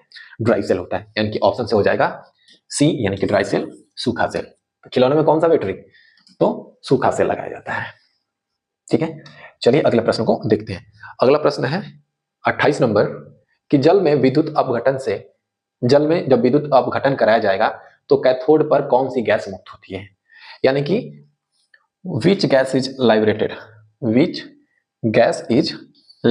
At the cathode during electrolysis in water. यानी कि जब वाटर का इलेक्ट्रोलाइसिस करोगे तो कैथोड पर क्या मिलेगा, तो याद रखिएगा जब वाटर का इलेक्ट्रोलाइसिस होता है तो हाइड्रोजन गैस रिलीज होती है, यानी कि हाइड्रोजन, ऑप्शन हो गया हाइड्रोजन गैस, याद रखिएगा, ठीक ना। चलिए अगले प्रश्न की ओर बढ़ते हैं, और अगला प्रश्न आपके सामने है क्वेश्चन नंबर 29। दी गई अभिक्रिया के संबंध में कौन सा कथन सही है, यानी आपसे पूछ रहा है कि यहाँ पे क्या हो रही है। जिंक ऑक्साइड, और ये कार्बन है, बना है जिंक और कार्बन मोनोऑक्साइड। देखिए जिंक ऑक्साइड उपचयित हो रहा है, ऑक्सीडाइज। अब देखिए ऑक्सीडाइज होने का मतलब क्या होता है, ऑक्सीजन का जुटना हाइड्रोजन का घटना। ऑक्सीडाइज मतलब ऑक्सीजन का जुटना हाइड्रोजन का घटना,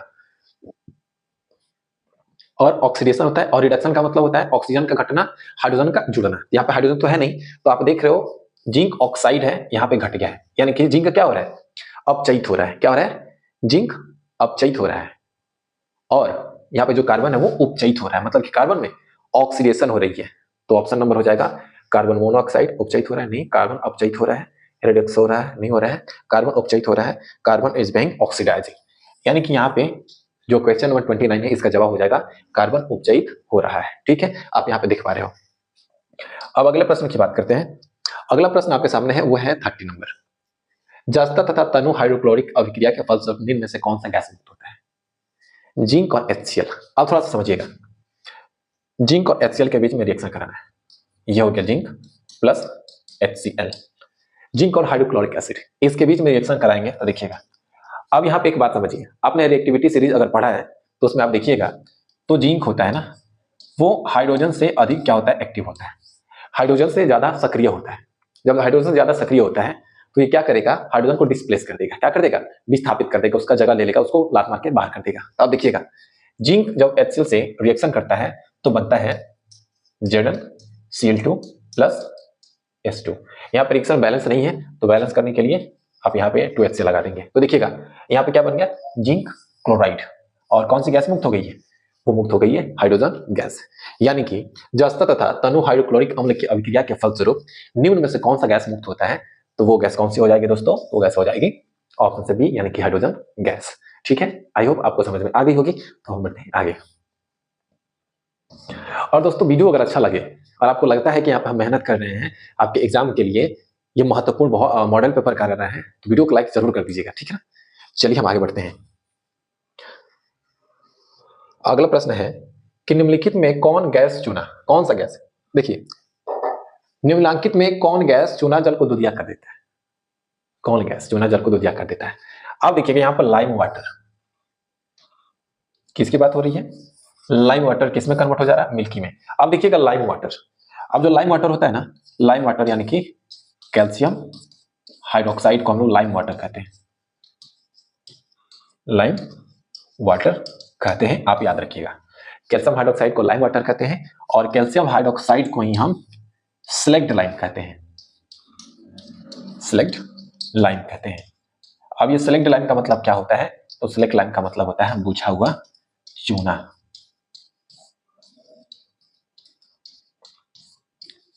बुझा हुआ चूना, ठीक है।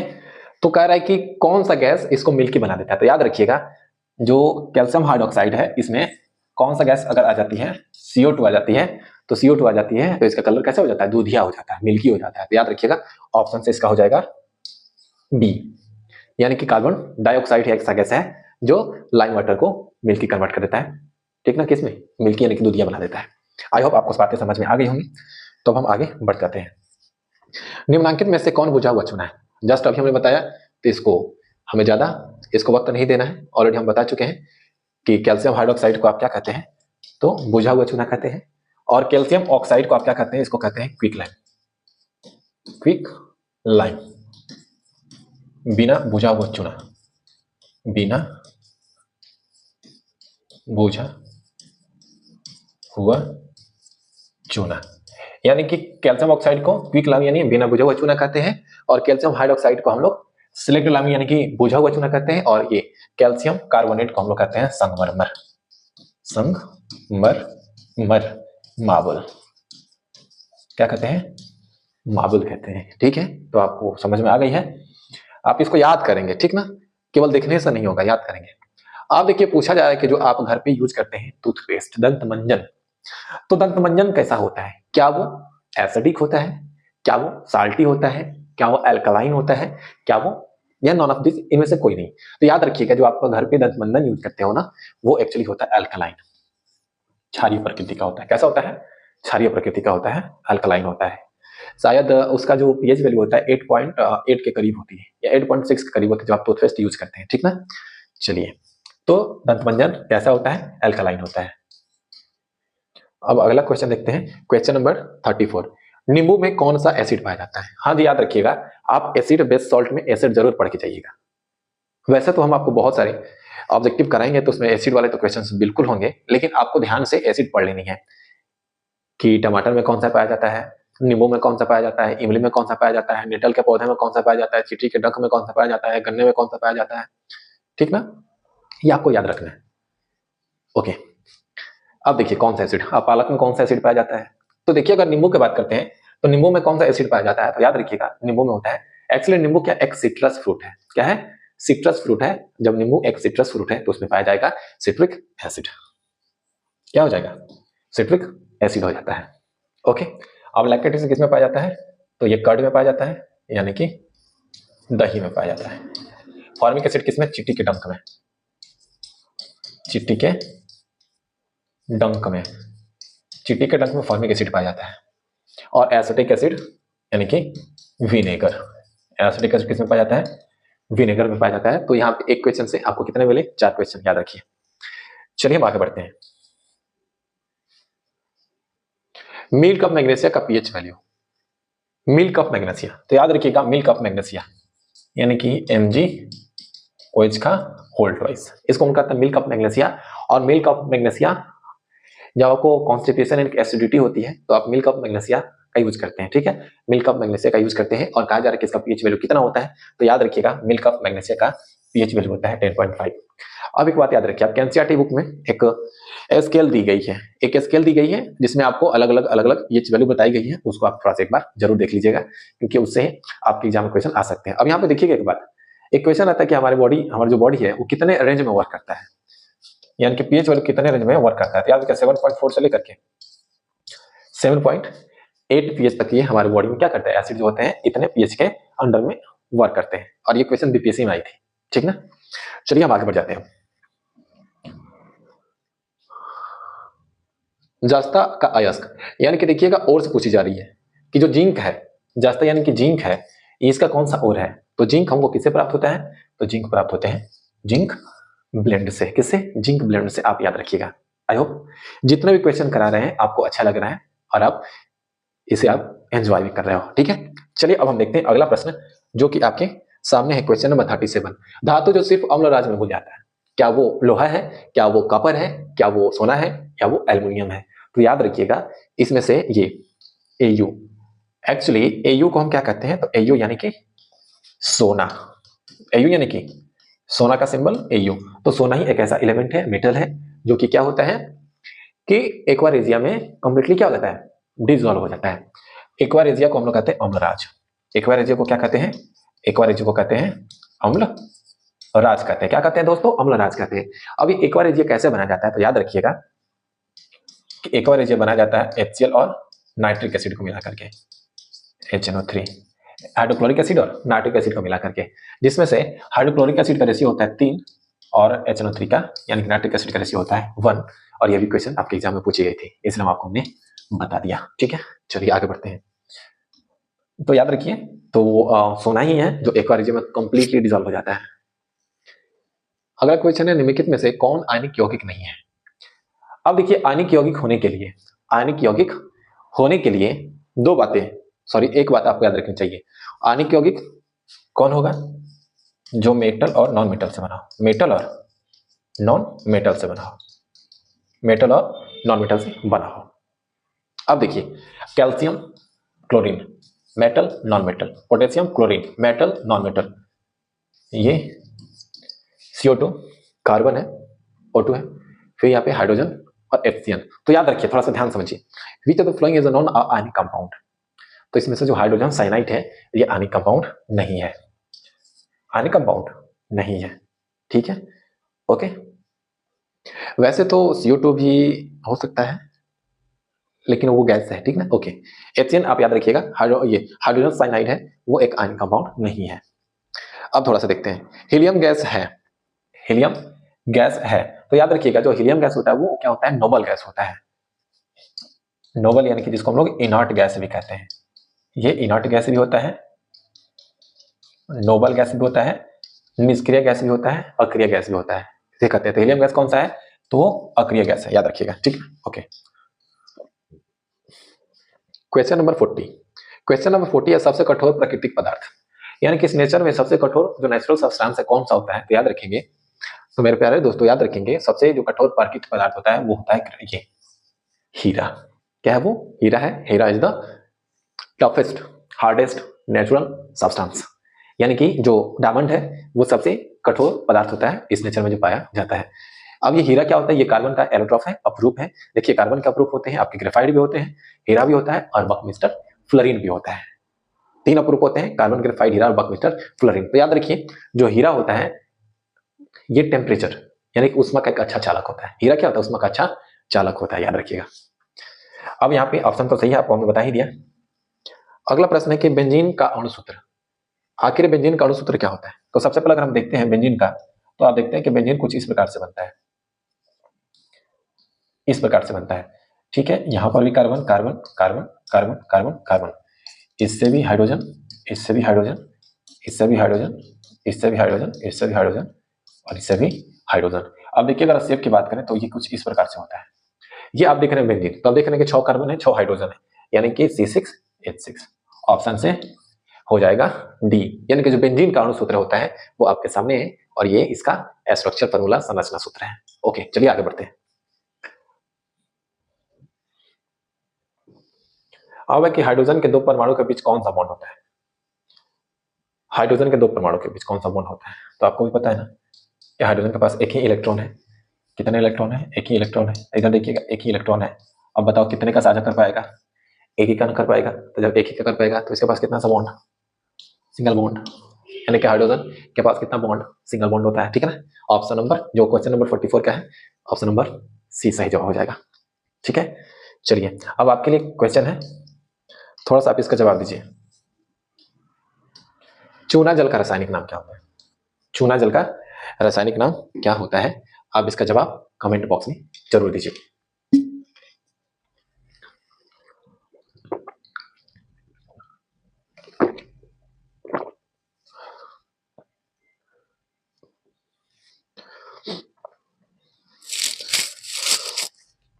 आपसे क्या पूछी जा रही है कि चूना जल का रासायनिक नाम, ठीक ना। थोड़ा सा देखिए, यानी the chemical name of lime water. Lime water किसे कहते हैं, सिलेक्ट, देखिए इसका जो नाम हो जाएगा वो होगा कैल्शियम हाइड्रोक्साइड। लाइम वाटर क्या है, रासायनिक नाम इसका, तो कैल्शियम हाइड्रोक्साइड। चूना जल सिलेक्ट लाइम, यानी लाइम वाटर कैल्शियम हाइड्रोक्साइड हो जाएगा, COH का होल ट्वाइस। आप इसको सिलेक्ट लाइम भी कहते हैं, तो ये इसका अल्टरनेट नाम हो जाता है, ठीक है, ओके। अगला प्रश्न आपके सामने, चीनी का रासायनिक सूत्र क्या है। बहुत ही आसान सा क्वेश्चन है। चीनी का रासायनिक सूत्र होता है C12H22O11, C12H22O11 चीनी का रासायनिक सूत्र है, ओके। अब यहाँ पे पूछा जाए कि ग्लूकोज का रासायनिक सूत्र होता है C6H12O6। ग्लूकोज का रासायनिक सूत्र C6H12O6 होता है, ठीक है। अगर रेशियो पूछा जाए कार्बन, हाइड्रोजन और ऑक्सीजन का, तो रेशियो होता है 1:2:1 होता है, ठीक ना, ओके। अब आप थोड़ा सा देखिए, केमिकल फॉर्मूला ऑफ शुगर तो हमने आपको बता दिया। अब नेक्स्ट हम क्वेश्चन की बात करते हैं, क्वेश्चन नंबर 44। निम्नलिखित में से कौन सा कार्बनिक यौगिक सबसे अधिक अभिक्रियाशील है। तो याद रखिएगा इसमें जो सबसे अधिक अभिक्रियाशील, क्या वो C2H6 है, क्या C3H8 है, क्या CH4 है, क्या C2H4 है। तो इसमें सबसे अधिक जो अभिक्रियाशील है वो C2H4 है, क्या वो C2H4 है, याद रखिएगा। अगला प्रश्न है कि मेंडलीव ने अपनी आवर्त सारणी तैयार करने के लिए कौन सा मापदंड, मेंडलीव ने अपनी आवर्त सारणी को बनाने के लिए कौन सा मेजरमेंट यूज किया था, कौन सा स्केल यूज किया था, या बनाने का मापदंड क्या था? तो याद रखिएगा मेंडलीव ने अपना जो आवर्त सारणी बनाया था वो एटॉमिक मास पर बनाया था, यानी बढ़ते हुए एटॉमिक मास के आधार पर उन्होंने बनाया था, ठीक ना। लेकिन क्या हुआ, एक समय आया कि बढ़ते बढ़ते गया और फिर घटने लगा, तो वहां पे ये एक जो आवर्त सारणी है वो फ्लॉप हो गया। ओके, तो याद रखिएगा एटॉमिक मास मानदंड था। अब एक निम्नलिखित में से कठोर क्षार कौन क्षार धातु नहीं है? क्षार धातु, यानी कि which of the following is not a alkali metal. अब थोड़ा सा एक बात याद रखिएगा, आप आवर्त सारणी में जानते हैं ग्रुप 1, ग्रुप 2, इसको अल्कली मेटल और इसको alkali earth metal, alkali earth metal, ठीक है। अब इसमें आपको आता है हलीना के रूबी सर्कस से फरार, और इसमें आपको आता है बेटा मांगे कन्या सुंदर बाप राजी, ठीक है। बेटा मांगे कन्या सुंदर बाप राजी। तो थोड़ा सा देखिए कहां पे बेटा मांगे कन्या सुंदर बाप राजी, नॉट अल्कली मेटल। तो अल्कली में देखिए हलीना, लीना के रूबी, लीना के रूबी, यानी कि यहाँ पे आरबी भी है, सोडियम भी है और लिथियम भी है, लेकिन मैग्नीशियम क्या है? तो अल्कली अर्थ मेटल है। तो याद रखिएगा मैग्नीशियम क्या है? तो मैग्नीशियम एक है अल्कली अर्थ मेटल। मैग्नीशियम क्या है? अल्कली अर्थ मेटल है, यानी कि ऑप्शन से ये जवाब होगा ए। याद रखिएगा कि अल्कली मेटल नहीं है, तो अल्कली मेटल नहीं है तो क्या है? मैग्नीशियम नहीं है, ठीक। चलते हैं आगे बढ़ते हैं। निम्नलिखित में से कौन हैलोजन समूह का सदस्य है? हैलोजन समूह का सदस्य है, तो याद रखिएगा हैलोजन समूह यानी कि ग्रुप 17, ग्रुप 17, यानी कि आप देखेंगे जो पीरियोडिक टेबल है उसका ग्रुप 17, ग्रुप 17 को हम लोग कहते हैं हैलोजन ग्रुप का, हैलोजन ग्रुप। इसमें कौन आता है? Fluorine chlorine bromine iodine, fluorine chlorine bromine iodine का सदस्य है। ब्रोमीन है, बोरोन है, बेरिलियम है, तो कौन है? ब्रोमीन है। फ्लोरीन क्लोरीन ब्रोमीन आयोडीन, तो ब्रोमीन किसका है? तो हैलोजन समूह का सदस्य है, इसलिए ऑप्शन से हो जाएगा सी। जिंक की परमाणु संख्या, अब आपसे एटॉमिक नंबर पूछ जा रही है जिंक की, तो आप याद रखिएगा कि कम से कम आपको 30 तक याद होने चाहिए, ठीक ना। तो जिंक का परमाणु संख्या होता है 30, atomic number of zinc is 30, याद रखिएगा 30 होता है। कितना होता है? 30 होता है। चलिए क्वेश्चन नंबर 50, धीरे धीरे अपने लक्ष्य की तरफ बढ़ रहे हैं हम लोग। क्वेश्चन नंबर 50, क्वेश्चन नंबर 50 है कि निम्नलिखित में से कौन विद्युत ऋणात्मक होते हैं? इलेक्ट्रोनिगेटिव होते हैं, इलेक्ट्रोनिगेटिव होते हैं। क्या? नॉन मेटल, मेटल, एलॉय, और याद रखिएगा मेटल क्या होता है? मेटल, जैसे कि सोडियम है, मेटल के ऊपर पॉजिटिव चार्ज है, यानी कि ये इलेक्ट्रो पॉजिटिव होगा। क्या होगा? इलेक्ट्रो पॉजिटिव होगा। Cl क्लोरीन के ऊपर माइनस चार्ज होता है, क्या होता है? माइनस चार्ज होता है, यानी कि इलेक्ट्रोनिगेटिव। क्लोरीन क्या है? क्लोरीन क्या है? तो एक नॉन मेटल है। क्या है? एक नॉन मेटल है। तो नॉन मेटल के ऊपर कौन सा चार्ज? इलेक्ट्रोनिगेटिव, याद रखेंगे नॉन मेटल होते हैं इलेक्ट्रोनिगेटिव होते हैं, ठीक है। चलिए अगला क्वेश्चन यानी कि 51, राजस्थान के किस ग्राम में चिपको आंदोलन के क्रम में? अब देखिएगा यहाँ पे बच्चे गलती करेंगे, यहाँ पर बच्चे गलती यही करेंगे कि यहाँ पर दिया गया है चिपको आंदोलन और वो समझेंगे चिपको आंदोलन पूछा जा रहा है, लेकिन याद रखिएगा चिपको आंदोलन के दौरान, यानी कि चिपको आंदोलन कहीं हुई थी या हो रही थी, उसी दौरान की बात की जा रही है। तो कह रहे कि राजस्थान के किस ग्राम में चिपको आंदोलन के क्रम में महिलाओं ने जान दे दी थी? तो याद रखिएगा वो क्या है? तो खेजरी, ठीक ना, खेजरी, याद रखेंगे खेजरी का। और यहाँ पे खेजरी ऑप्शन होगा इसका रेनी, थोड़ा सा याद रखिए, हाँ हमें कंफ्यूज हो गए कि राजस्थान के, फिर से एक बार देखते हैं कि राजस्थान के किस ग्राम में चिपको आंदोलन के क्रम में महिलाओं ने जान दे दी थी? तो याद रखिएगा वो ग्राम का नाम था रेनी। आप एनसीईआरटी का किताब पढ़ोगे ना तो उसमें आपको दिया गया है रेनी, ठीक ना। चिपको आंदोलन के दौरान रेनी की महिलाओं ने जान दे दी थी, याद रखिए ऑप्शन से हो जाएगा डी, याद रखिएगा। और चिपको आंदोलन का नेतृत्व किसने किया था? सुंदरलाल बहुगुणा ने। अब एक क्वेश्चन है कि निम्नलिखित में से किसके कारण पर्यावरण में संतुलन बिगड़ जाता है? कौन से कारण है जिससे एटमॉस्फेयर में संतुलन गड़बड़ा जाती है? क्या वन लगाएंगे तो संतुलन गड़बड़ाएगा? ऐसे तो नहीं हो सकती है। हरे अधिक हरे पौधे लगा देंगे तो नहीं, ऐसा भी नहीं हो सकता है। ये दोनों ऑप्शन नहीं हो सकता है। जैव विविधता तो रहती ही रहती है, ये भी नहीं हो सकता है। बढ़ती मानव जनसंख्या, हाँ जी, बढ़ती मानव जनसंख्या ही है जो पर्यावरण संतुलन बिगाड़ देती है। यानी कि जब जनसंख्या बढ़ती जाएगी तो पॉल्यूशन भी बढ़ेगी, पॉल्यूशन भी बढ़ेगी तो दिक्कत है, ठीक ना। ओके, तो ऑप्शन से हो जाएगा बी, बढ़ती मानव जनसंख्या क्या है, एनवायरमेंट को के अंदर क्या कर रही है, तो डिस्टर्बेंस ला रही है, डिस्टर्ब कर रही है, तो ऑप्शन से हो जाएगा डी। ओके, अगला क्वेश्चन है पर्यावरण को प्रदूषण से बचाने का सबसे अच्छा तरीका क्या है। तो पर्यावरण को प्रदूषण से बचाने का सबसे अच्छा तरीका देखते हैं ऑप्शन से, वस्तु का पुनर्चलन, रिसाइकलिंग ऑफ गुड्स कर लेंगे हम, decrease in use the item, जितना आवश्यकता है उससे कम ही यूज करें, या जितनी आवश्यकता उतनी यूज करें, अत्यधिक यूज ना करें, रीयूज ऑफ द ऑब्जेक्ट जैसे कि मान लेते हैं कि पॉलिथीन है, आप बाजार से गए सामान लेकर के आए हैं, पॉलिथीन फेंक दिया आपने, लेकिन आप क्या करो, उस पॉलिथीन को बार बार यूज करो सामान लाने के लिए, तो यूज कर लेंगे ताकि आपको नया पॉलिथीन नहीं लाना पड़े। यानी कि ऑप्शन से हो जाएगा ऑल ऑफ दीज हो जाएगा। याद रखिएगा कि पर्यावरण को प्रदूषण से बचाने के लिए सबसे अच्छा तरीका क्या है, तो ऑप्शन से डी, यानी कि वस्तु का पुनर्चालन, रिसाइकल करेंगे, रीयूज करेंगे और आइटम को कम यूज करेंगे।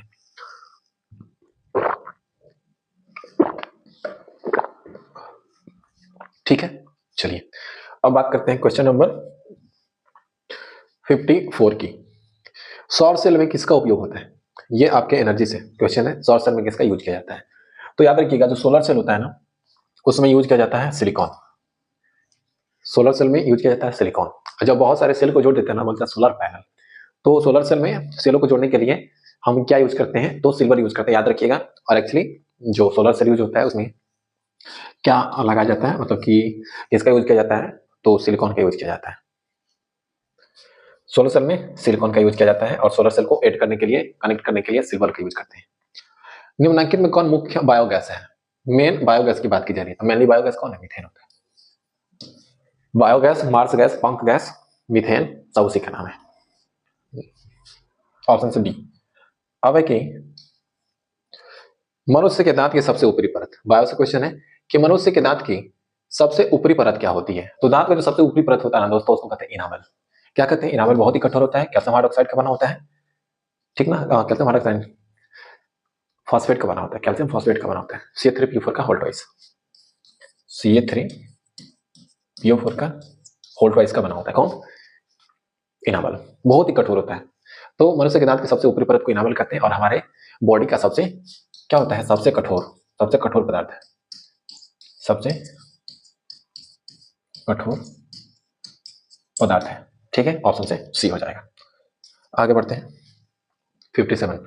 जठर ग्रंथि कहाँ पाई जाती है, आपको भी पता है, जठर ग्रंथि अमाशय में पाई जाती है, यानी कि जठर ग्रंथि कहाँ पाई जाती है, हमारे अमाशय में पाई जाती है, ठीक है। अब अगला प्रश्न देखिएगा, अगला प्रश्न है कि निम्नलिखित में से कौन वसा के पाचन में सहायक होता है। वसा यानी कि फैट, किसकी बात की जा रही है, तो यहाँ पर बात की जा रही है फैट की, यानी फैट को डाइजेस्ट करने के लिए कौन से एंजाइम का रिक्वायरमेंट होता है, तो याद रखिए फैट को डाइजेस्ट करता है लाइपेज, यानी कि ऑप्शन से हो जाएगा ए, ठीक है। चलिए अगला क्वेश्चन है 59 कि पीतरस का रंग कैसा होता है। तो आपको थोड़ा सा बता दें पीतरस क्या होता है। तो पीतरस जो हमारा यकृत होता है, यकृत यानी कि आप जिसे कहते हैं लीवर, क्या कहते हैं दोस्तों, आप जिसे कहते हैं लीवर। तो जो लीवर होता है ना, उससे एक जूस रिलीज होती है, आप जिसे पीतरस कहते हैं, यानी कि बाइजूस कहते हैं। अब ये बाइजूस करता क्या है, जो अघुलनशील फैट होता है उसको घुलनशील फैट में कन्वर्ट कर देता है, ठीक है। अब देखिए बाइजूस के कलर की बात की जा रही है, तो इसका जो कलर होता है वो येलोविश ग्रीन होता है, येलोविश ग्रीन होता है।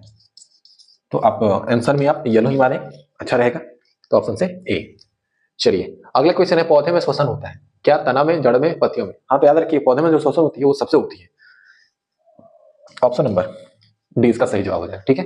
अगला क्वेश्चन है क्वेश्चन नंबर 61, हरे पौधे रात्रि में किस गैस का निष्कासन करते हैं। जाहिर सी बात है, सुनिए ध्यान से, दिन में तो क्या करेंगे, दिन में ये प्रकाश संश्लेषण करेंगे और रात में करेंगे श्वसन। और आपको भी पता है कि श्वसन के ड्यूरिंग कौन सी गैस रिलीज होती है, CO2। याद रखिए हरे पौधे रात्रि में किस गैस का निष्कासन करेंगे, तो CO2 का निष्कासन करेंगे, किसमें, तो रेस्पिरेशन में, याद रखिए। अगला क्वेश्चन है कि किण्वन के फलस्वरूप, किण्वन यानी कि फर्मेंटेशन, फर्मेंटेशन के फलस्वरूप कितने ATP का निर्माण होता है, कितने ATP का निर्माण होता है। अब थोड़ा सा फर्मेंटेशन देख लें। अब देखिएगा फर्मेंटेशन क्या है, तो फर्मेंटेशन एक प्रकार का एनारोबिक रेस्पिरेशन है, एनारोबिक रेस्पिरेशन, ये एक प्रकार का एनारोबिक रेस्पिरेशन है, अवायवीय श्वसन है, जो वायु की अनुपस्थिति में होती है। तो एनारोबिक रेस्पिरेशन में क्या होता है, तो देखिएगा कि बनता है इथाइल अल्कोहल, और जब इथाइल अल्कोहल होता है तो जो एनर्जी रिलीज होती है वो होता है 2 ATP, यानी कि ऑप्शन से हो जाएगा ए। क्या हो जाएगा ऑप्शन से ए, यानी कि 2 ATP। एरोबिक में होता है 36, एरोबिक में होता है 38 और एनारोबिक में होता है 2। याद रखिएगा, यानी कि फर्मेंटेशन में कितना ATP बनेगा, 2 ATP बनेगा। चलिए अगला प्रश्न देखते हैं, और प्रश्न नंबर है 63। सामान्य डायस्टोलिक रक्तदाब। अब थोड़ा सा देखते हैं बीपी की बात करते हैं। बीपी, तो बीपी का मतलब होता है सिस्टोलिक प्रेशर, सिस्टोलिक प्रेशर, और ये diastolic, diastolic pressure, systolic pressure और डायस्टोलिक प्रेशर। अब देखिए जो सिस्टोलिक प्रेशर होता है वो 120 mmHg के बराबर होता है, 120 mmHg के बराबर होता है, और वहीं पे डायस्टोलिक जो प्रेशर होता है वो 80 mmHg के बराबर होता है। जब 80 mmHg के बराबर होता है डायस्टोलिक ब्लड प्रेशर, तो ऑप्शन से ए, यानी कि 80 mmHg सही जवाब होगा। ठीक है, और याद रखिए दोस्तों ये DL-ED के एग्जाम में भी पूछी गई थी, ठीक ना, DL-ED के एग्जाम में भी पूछी गई थी, ठीक ना। तो वैसे भी रहते जो DL-ED की तैयारी कर रहे हैं उनके लिए भी ये अति महत्वपूर्ण है। अब देखिए अगला क्वेश्चन है कि पौधे में वाष्पोत्सर्जन किस अंग में होता है। तो पौधे में जो ट्रांसपायरेशन है, पौधे में जो वाष्पोत्सर्जन की प्रक्रिया है वो किस में होता है, तो याद रखिएगा पौधे में वाष्पोत्सर्जन की प्रक्रिया उनकी पत्तियों में होती है। कहाँ होती है, उनके पत्तियों में होती है। ठीक है, चलिए आगे बढ़ते हैं। अस्थि क्या है, तो अस्थि क्या वो एक सब्सटेंस है, सेल है, टिश्यू है, या कुछ नहीं है। तो याद रखिएगा bone is a tissue. Bone क्या है, एक टिश्यू होता है। बोन क्या है दोस्तों, तो एक टिश्यू होता है, याद रखिएगा। अगला क्वेश्चन यानी 66, पादप में अपशिष्ट संचयित रहते हैं। पादप के अपशिष्ट जैसे कि रेजिन, टेनिन, लेटेक्स, ये होता है ना, कहाँ, छाल में, कोशिका रिक्तिकाओं में, पत्तियों में। ऑप्शन से हो जाएगा इनमें से सभी, यानी कि अपशिष्ट छाल के अंदर भी स्टोर हो जाते हैं, पत्तियों में भी स्टोर हो जाते हैं, और जब समय आता है तो बॉडी से अलग कर देते हैं, छाल में स्टोर हो जाते हैं। देखते हैं नीम देखे होंगे ना, तो उसका छाल फटा फटा होता है, तो उसमें हो जाएगा। फिर उसके जो सेल होते हैं उसमें वैक्यूल्स होते हैं, वैक्यूल्स में भी कुछ अपशिष्ट पदार्थ स्टोर हो जाते हैं। तो ये तीनों इनके में से सभी हो जाएगा। ठीक है, चलिए है कि ब्रिक के संरचनात्मक एवं क्रियात्मक इकाई को क्या कहते हैं। अब यहाँ पे ब्रिक क्या है, तो दोस्तों ब्रिक का मतलब किडनी, ब्रिक का मतलब किडनी। तो किडनी का संरचनात्मक और क्रियात्मक इकाई वो कहते क्या है, तो याद रखिए किडनी की जो संरचनात्मक और क्रियात्मक इकाई होती है वो नेफ्रॉन होता है, मूत्रवाहिनी ग्लोमेरुलस नेफ्रॉन। ठीक है, ऑप्शन से सी इसका करेक्ट आंसर हो जाएगा। तो आगे बढ़े, इसे डायलिसिस थैले भी कहते हैं।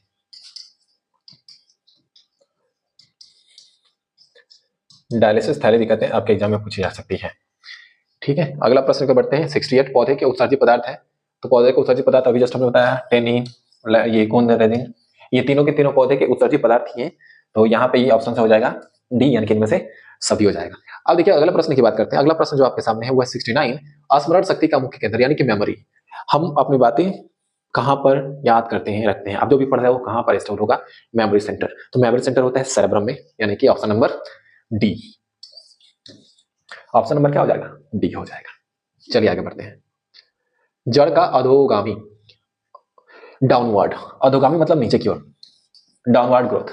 तो डाउनवर्ड ग्रोथ को क्या कहते हैं, गुरुत्वाकर्षण, जियोट्रॉपिज्म यानी कि ग्रेविटी की ओर। जैसे कि ये रूट हो गया ना, ये रूट किसके अंदर, आई मीन ग्रेविटी की तरफ, किसके तरफ, ग्रेविटी की तरफ मूव कर रही है, ग्रोथ हो रहा है, ग्रेविटी की तरफ ग्रोथ हो रहा है, तो इसको बोलेंगे जियोट्रॉपिज्म यानी कि गुरुत्वानुवर्तन। मिट्टी के अंदर नीचे की ओर गति करता है, उसको बोलेंगे गुरुत्वानुवर्तन। सिंपल सी बात है। चलिए आगे हम बढ़ जाते हैं। ठीक है, क्वेश्चन नंबर 71, एस्ट्रोजन स्रावित होता है, क्या वो टेस्टिस के द्वारा, थायराइड के द्वारा, अंडाशय के द्वारा, और आइलेट्स ऑफ लैंगरहैंस के द्वारा। तो चलिए थोड़ा सा देखते हैं। अब यहाँ पे जो टेस्टिस है, टेस्टिस करता क्या है, तो टेस्टिस रिलीज करता है एंड्रोजन,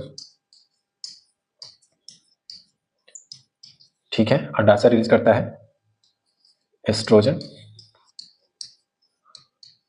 थायराइड रिलीज करता है थायरॉक्सिन, लैंगरहैंस दीपिकाएं रिलीज करती हैं इंसुलिन, इंसुलिन।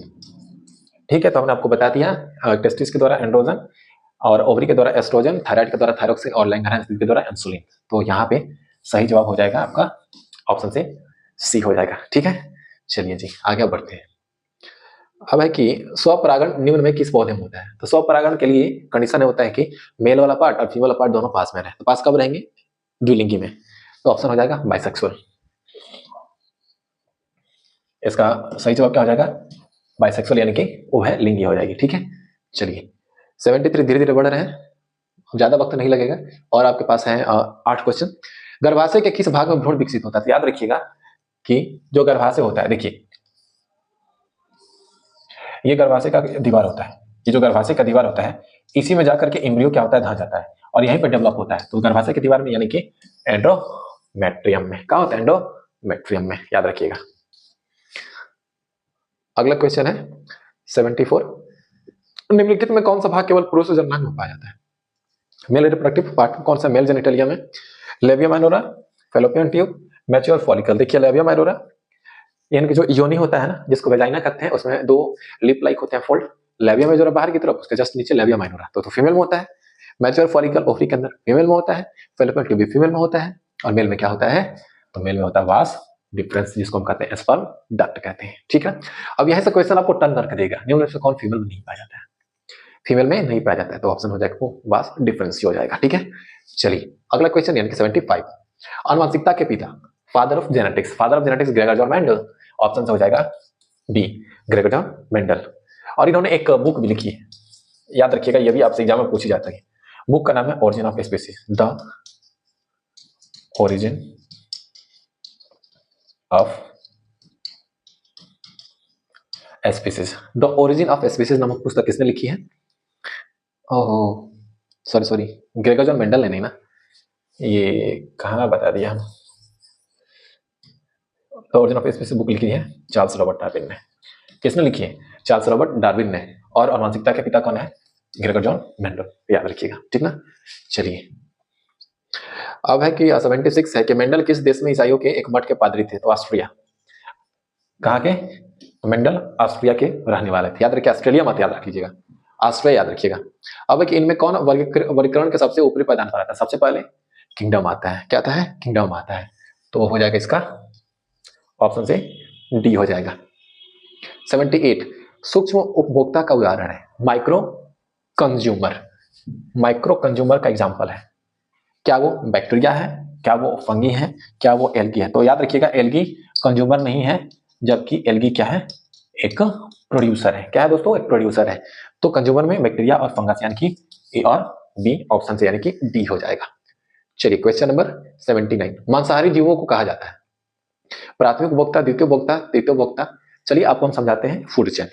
अब देखिएगा, जैसे कि घास है, घास को मान लेते हैं कि टिड्डा खा रहा है, टिड्डा को मेढक ने खाया, ठीक है, मेढक को सांप ने खाया, सांप को बाज या मोर ने खाया। अब देखो, अब यहां पे देख रहे हैं ये शाकाहारी है, ये भी मांसाहारी, ये भी मांसाहारी, ये भी मांसाहारी। तो कहा जा रहा था कार्निवोर्स, मांसाहारी एनिमल आर कॉल्ड। घास प्रोड्यूसर, ये प्राइमरी कंज्यूमर, ये सेकेंडरी कंज्यूमर, ये टर्सरी कंज्यूमर। तो द्वितीय उपभोक्ता भी होते हैं, तृतीय उपभोक्ता भी होते हैं, इसलिए ऑप्शन से हो जाएगा D. And the last question, खाद्य श्रृंखला के प्रत्येक पोषी स्तर पर कुल ऊर्जा का कितना प्रतिशत अगले पोषी स्तर को स्थानांतरित होता है? तो लास्ट क्वेश्चन है, तो याद रखिएगा इसका जवाब होता है 10%। और 10% का नियम ये है, 10% का नियम, और इसको दिया था लिंडमान ने।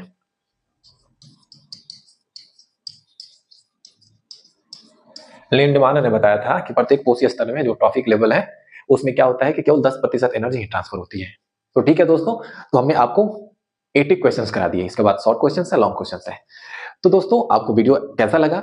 अच्छा लगा तो लाइक जरूर कर दें, और इसे जितना हो सके उतना अपने दोस्तों के पास शेयर करें कि मॉडल पेपर के जितने भी क्वेश्चन है अपने दोस्तों को भी मिले और आपके दोस्तों को भी ये क्वेश्चन जो है वो याद कर लें, और क्या हो तो वो अपने एग्जाम में अच्छे से वो एग्जाम दे पाए।